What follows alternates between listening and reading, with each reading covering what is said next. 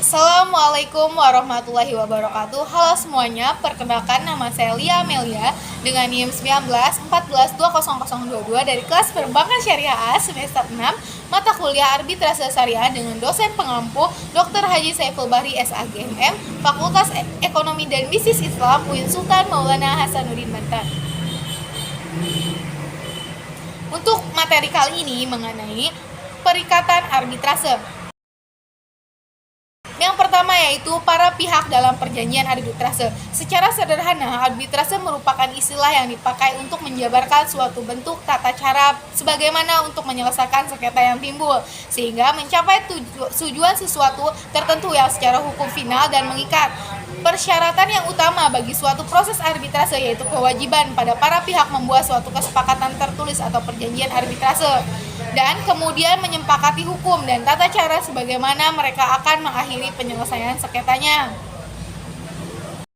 Kedua yaitu sifat perjanjian arbitrase. Yang pertama, perjanjian arbitrase merupakan perjanjian yang terpisah. Perjanjian arbitrase baik yang berupa klausula arbitrase atau arbitrase klausula maupun akta kompromi perumpamaan perjanjian yang berdiri sendiri dan terpisah dari perjanjian atau kontrak komersilnya. Sifat keterpisahan perjanjian arbitrase dari perjanjian atau kontrak komersilnya ditugaskan dalam pasal 10 huruf H yang dinyatakan bahwa suatu perjanjian arbitrase tidak menjadi batal disebabkan oleh keadaan antara lain berakhir atau batalnya perjanjian pokok. Yang kedua yaitu sifat arbitrase lain dari perjanjian arbitrase. Selain sifat keterpisahan dari klausa arbitrase dengan perjanjian di mana klausa arbitrase tersebut tercantum, perjanjian arbitrase juga memiliki sifat sebagaimana disebutkan dalam pasal 10 UA PAS, yaitu perjanjian arbitrase tidak menjadi batal. Penjelasan yang selanjutnya mengenai bentuk perjanjian arbitrase.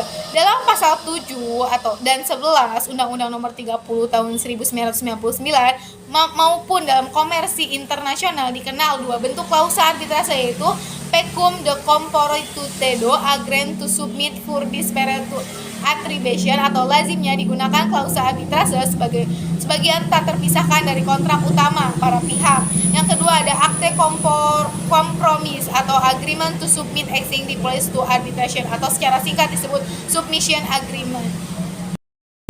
Yang keempat mengenai isi perjanjian arbitrase. Isi perjanjian arbitrase itu mencakup hal-hal sebagai berikut. Yang pertama, komitmen atau kesepakatan para pihak untuk melaksanakan arbitrase.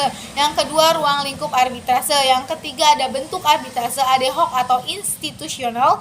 Yang keempat, ada aturan prosedur yang berlaku. Yang kelima, ada tempat dan bahasa yang digunakan, pilihan hukum substantif yang berlaku. Yang keenam, ada stabilisasi dan kekebalan bila relevan. Cukup sekian penjelasan dari saya, kurang lebihnya mohon dimaafkan. Wassalamualaikum warahmatullahi wabarakatuh.